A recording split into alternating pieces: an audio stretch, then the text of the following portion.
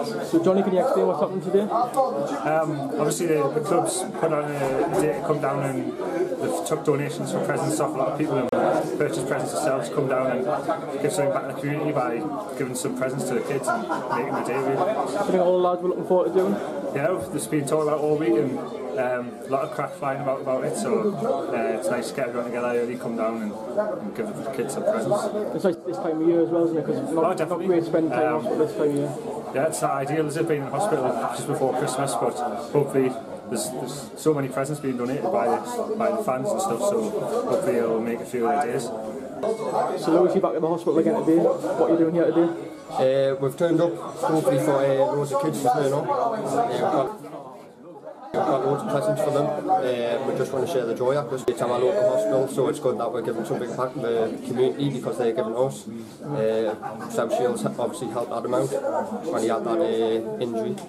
And they've helped me out with my broken leg, so it's good to give something back.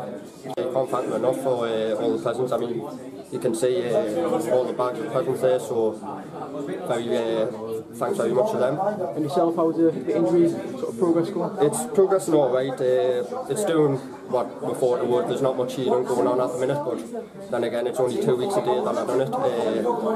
I'm back here again on Monday, so for another X-ray, so hopefully we'll see something then. Have they said anything about when you like to be back yet? Or they haven't. They've said 5 weeks with no weight bearing on it, which to me seems a bit long, but nevertheless that's what they've told us. So hopefully, me and Andy's gets on about 3 months, so I'm back in training by then. So hopefully that's a good point in the sense. How did it happen? It was just sort of a freak accident, Dan. I went to close the ball down, and as I've planted my foot, I've sort of turned.